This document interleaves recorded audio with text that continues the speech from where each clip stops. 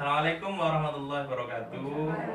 Ibu-ibu, terima kasih sudah hadir dalam pertemuan kelompok hari ini.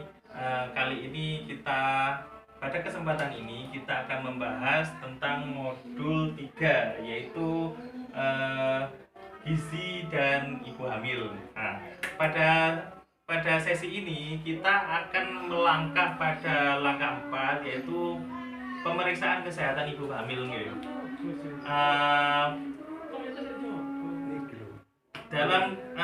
Sebelum kita bahas pembahasan tentang ibu hamil, mari kita melihat video ini, Bu G. Monggo.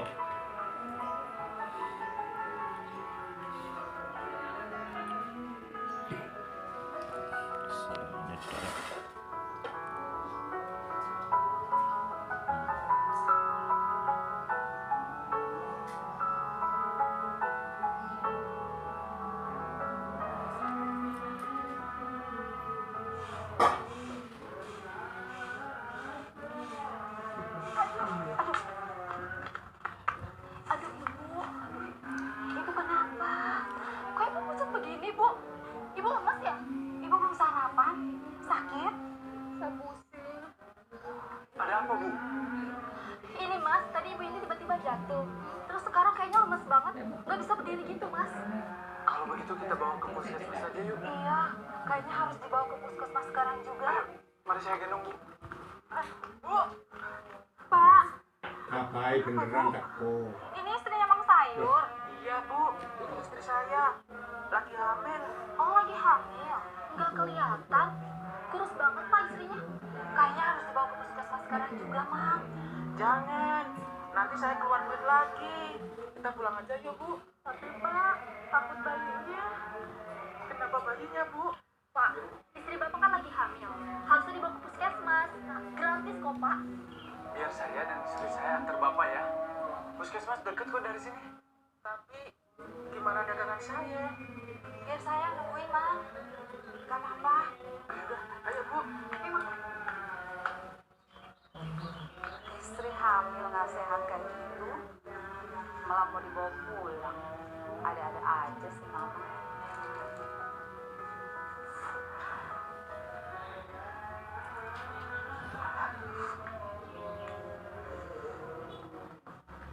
Gimana istri saya, Bu Bidan? Apa pernah kejadian seperti ini sebelumnya? Enggak sih, Bu. Cuma istri saya tuh sering ngomel-ngomel, pusing, nggak nafsu makan. Terus akhir-akhir ini mendadak ngidam. Bawaan bayi kali ya, Bu? Apa istri Bapak minum tablet tambah darah atau multi mikronutrien yang saya berikan beberapa bulan yang lalu? Apa itu, Bu? Emang perlu ya, Bu? Bapak harus lebih banyak perhatian terhadap kesehatan ibu dan bayi.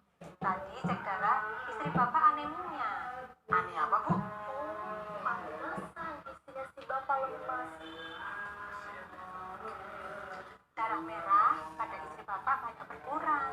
Dia tidak punya tenaga, membahayakan pula bagi si janin. Ya, saya mana ngerti, Bu. Itu kan urusan perempuan. Pak, Bapak harusnya belajar lebih mengerti tentang urusan ibu dan anak. Karena kalau bukan suami, siapa lagi, Pak? Caranya gampang kok, Pak. Hanya perlu rajin ketemu dengan bidan. Contohnya suami saya yang ganteng ini, dia rajin ketemu sama bidan. Emangnya harus berapa kali periksa sama Bu Bidan? 4 kali selama hamil.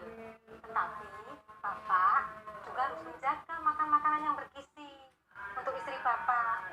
Iya, istri sama anak Bapak itu kurang bulat. Betul. Dan jangan kelewatan minum tablet tambah darahnya. Paling tidak 90 tablet, 1 setiap harinya selama hamil. Suntik tetanus, Pak.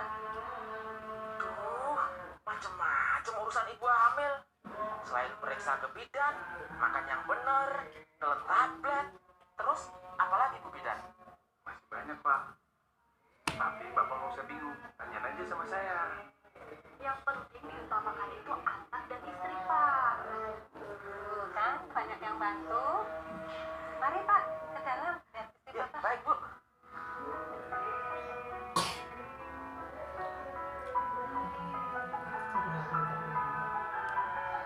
Sampai ketemu besok ya, Pak. Waalaikumsalam.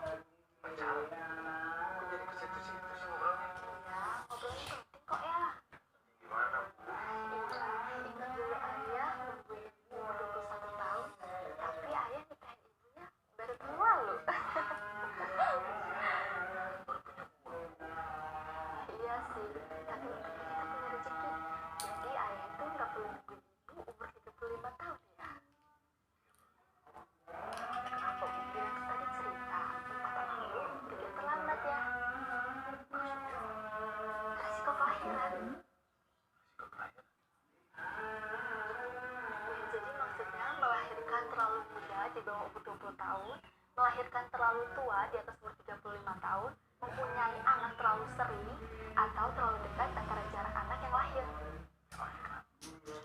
Kalau terlalu dini atau terlambat itu bisa membahayakan jiwa ibu dan juga bayinya. Ibu tenang aja.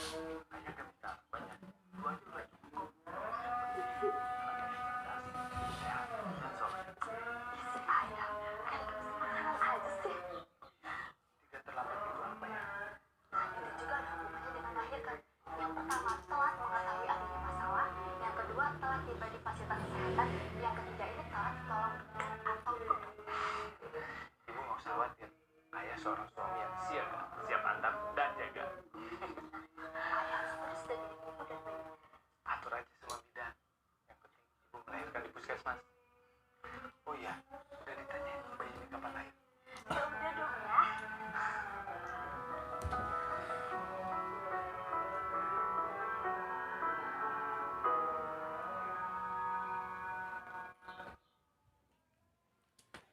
Nah, oke Ibu-Ibu, setelah melihat video yang tadi, tentunya bagaimana menurut pandangan Ibu Ati tentang video yang tadi? Kita selama masa hamil kita harus rajin periksa kehamilan kita ke puskesmas atau bidan terdekat. Berapa kali dalam satu tahun? Minimal yang tadi di video itu ya 4 kali selama masa kehamilan. Oke, oke. Ah, kita akan melihat Bu, nggih. Di sini ada gambar nggih layanan kesehatan ibu hamil di sini. Jadi ada 10 layanan pemeriksaan ibu hamil Ibu, nggih. Yang pertama yaitu yang perlu Ibu tahu mungkin yang sudah hamil yaitu pengukuran tinggi badan dan berat badan. Jadi ibu hamil itu harus tinggi badan dan beratnya itu seimbang Ibu agar apa? Agar kondisi kehamilannya baik dan memenuhi kriteria ibu hamil. Jadi jangan terlalu kurus juga dan jangan terlalu gemuk Bu, nggih. Kalau terlalu kurus itu akan meningkatkan resiko kehamilan juga. Yang kedua adalah tekanan darah tinggi. Yang ketiga adalah lingkar lengan atas. Nah, jadi setiap pemeriksaan ibu hamil ataupun ke posyandu itu akan di stensil Bu, stensil di sini. Terus setelah itu baru tenaga kesehatan yaitu ibu bidan akan melihat tinggi rahim. Jadi perutnya ibu akan dilihat seberapa tingginya. Biasanya orang hamil itu ada yang di atas, mungkin ada yang di bawah seperti itu Bu. Mungkin itu adalah cirinya kalau laki-laki atau perempuan itu bisa dilihat dari situ. Itu sebuah mitos, tapi saya belum tahu Bu, nggih. Soalnya saya bukan bidan. Terus menentukan jejak janin, nggih.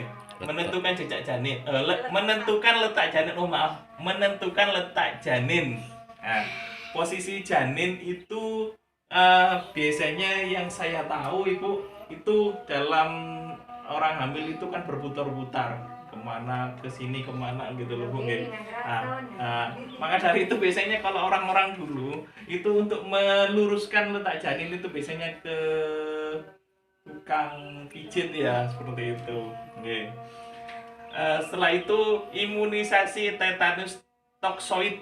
Jadi ketika ibu hamil itu akan disuntik imunisasi Ibu agar apa? Untuk supaya janin yang ada dalam perut ibu itu bisa sehat gitu. Terus setelah itu pemberian tablet tambahan penambah darah.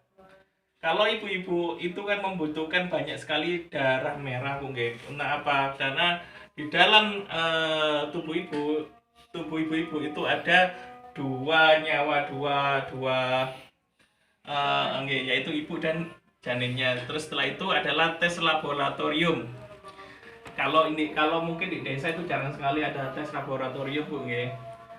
Setelah itu setelah itu adalah yang 9 adalah penjelasan bidan. Ibu harus setiap hari, mungkin bukan setiap hari tapi sering untuk konsultasi pada bidan desa terdekat.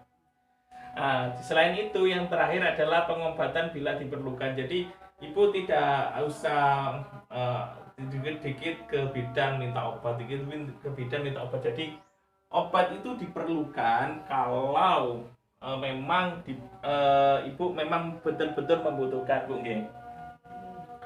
Nah, setelah itu tentunya ketika ibu hamil ada ancang-ancang bagaimana nanti persalinannya. Tentunya kalau kita harapkan ibu-ibu bisa melahirkan di fasilitas kesehatan, Ibu nggih. Terus setelah itu jangan ke dukun kalau bisa, karena apa? Resikonya sangat tinggi. Terus tanyakan pada ibu bidan kapan tanggal persalinannya. Itu biasanya sudah ditentukan. Biasanya 40 minggu, ibu-ibu nggih. Kalaupun memang benar-benar dibutuhkan, itu siapkan donor darah. Apakah itu dari salah satu keluarga atau memang beli di kantong-kantong darah terdekat seperti palang merah seperti itu, ataupun PMI, Bu nggih. Setelah itu setiap kehamilan ikuti, kalau bisa ikuti kelas-kelas senam ibu hamil. Nah, soal itu.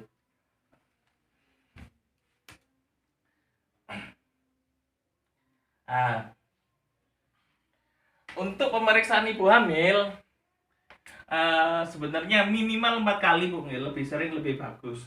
Kalau setiap hari kita ke posyandu untuk ibu hamil itu lebih bagus, tapi jangan setiap hari juga, nggih. Jadi setiap bulan, gue, Pak. Periksa terus, bisa belanja. Oh, nggih. Ngukur kompor, Pak.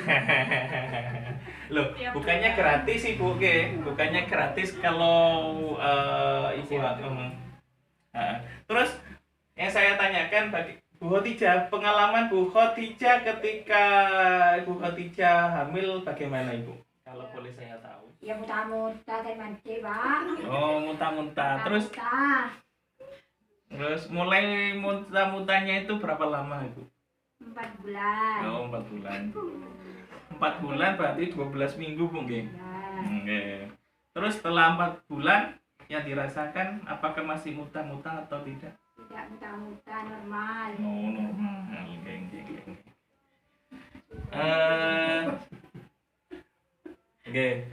Setelah itu kalau bisa pada usia 1 sampai 3 bulan itu ibu-ibu memeriksakan kehamilannya 1 kali, minimal 1 kali. Bulan pertama, kedua, ketiga minimal 1 kali. Terus setelah itu pada bulan ke-4, 5 dan 6 ibu minimal 1 kali nggih. Nah, baru ketika usia 7, 8 dan 9 bulan ibu minimal 2 kali. Jadi totalnya dalam 1 kali kehamilan itu 4 kali nggih. Kalau ibu-ibu dalam kehamilan tidak memeriksakan ke posyandu, bidan dan lain sebagainya nggih, itu nanti nggih akan terkendala pada komponen ibu hamil. Uangnya bisa-bisa nggak keluar nggih, seperti itu. Nggih. Karena apa? Karena setiap bulannya ibu hamil ini komponen uangnya itu kan keluarnya 250 sekarang pada bulan ini kembali pada 3 bulan lagi, yaitu per 3 bulan jadi 750 untuk ibu hamil gitu. Jadi komponen PKH itu dibatasi dalam satu kali kehamilan, dalam satu keluarga itu dibatasi 2 kali kehamilan, Bu nggih. Kalau lebih 3 itu jadi pemerintah tidak menanggung, Bu nggih, untuk kehamilan jenengan. Mungkin ketiga, ya apa yang ketiga? Kalau ketiga tidak bisa, nggih. Kalau hamil mana? 2 anak cukup. Ada yang tanyakan Bu Khotijah, Bu Ati? Oh, jelas nggih. Mungkin itu saja yang bisa disampaikan untuk pertemuan kali ini. Kurang lebihnya mohon maaf. Billahi taufiq wal hidayah. Assalamualaikum warahmatullahi wabarakatuh. Waalaikumsalam.